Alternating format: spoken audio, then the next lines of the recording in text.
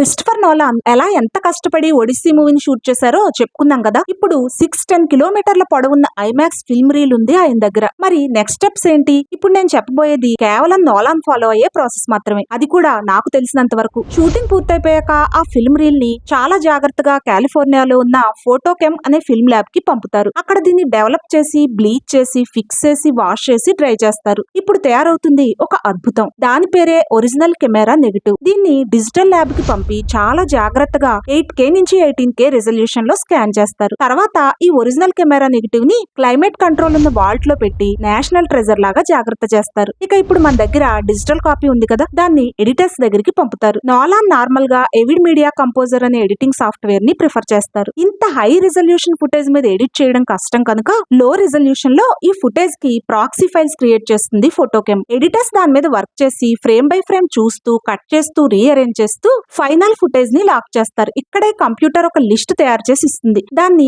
EDL అంటే edit decision list అంటారు. మళ్ళీ ఇదెందుకు అంటారా, మన OCN వాల్ట్ లో వెయిట్ చేస్తుంది కదా, దాన్ని ఎడిట్ చేయడం కోసం అన్నమాట. ఆగండి, అప్పుడే దాన్ని బయటికి తీయకూడదు. ఇంకా VFX వర్క్ ఉంది కదా. నోలాన్ తన మూవీస్ కోసం ఎక్కువగా VFX వాడకపోయినా వైర్స్ రిమూవ్ చేయడం, మైథలాజికల్ క్రియేచర్స్ ని క్రియేట్ చేయడం లాంటి హ్యూమన్లీ ఇంపాసిబుల్ పనులు ఉంటాయిగా. అందుకోసం ఈ ఎడిట్ చేసిన డిజిటల్ ఫుటేజ్ ని VFX హౌస్ కి పంపుతారు. VFX పూర్తయిపోయాక ఆ పార్ట్స్ వరకు మళ్ళీ ఫిజికల్ ఫిల్మ్ గా మారుస్తారు. అందుకోసం ఫిల్మ్ రికార్డర్ అనే లేజర్ మెషిన్ ద్వారా ఆ పార్ట్స్ ని 65mm ఫిల్మ్ స్టాక్ మీదకి ఎక్స్పోజ్ చేస్తారు. ఇక ఇప్పుడు వాల్ట్ ఓపెన్ చేసేద్దాం. అందులో ఉన్న మన OCN ఇక నెగిటివ్ కట్టర్స్ దగ్గరికి వెళ్తుంది. వాళ్ళు దాన్ని ఒళ్ళు దగ్గర పెట్టుకుని కంప్యూటర్ ఇచ్చిన లిస్ట్ ఉందిగా, దాని హెల్ప్ తో కట్ చేస్తారు. ఆ లిస్ట్ లో ఏ రీల్ లో ఏ ఫ్రేమ్ ఎంత వరకు కట్ చేయాలో ఇన్స్ట్రక్షన్స్ ఉంటాయన్నమాట. దాంతో పాటుగా VFX చేసి ప్రింట్ చేసిన ఫిజికల్ ఫిల్మ్ కూడా ఉందిగా. అవసరమైన చోట దాన్ని యాడ్ చేసి మొత్తంగా మాస్టర్ నెగిటివ్ ని అసెంబుల్ చేస్తారు ఈ నెగిటివ్ కట్టర్స్. ఇప్పటికి మన దగ్గరికి వచ్చింది ఫైనల్ నెగిటివ్. దాన్ని థియేటర్స్ లో ప్లే చేయాలంటే పాజిటివ్ స్టాక్ మీద ప్రింట్ చేయాలి. లేకపోతే కలర్స్ అన్ని మన ఫోటో నెగిటివ్స్ లాగా రివర్స్ లో కనిపిస్తాయి. అందుకోసం కాంటాక్ట్ ప్రింటర్ అనే ఒక పెద్ద మెషిన్ గుండా ఈ ఒరిజినల్ నెగిటివ్ ని పంపి మొత్తం ఫిల్మ్ అంతా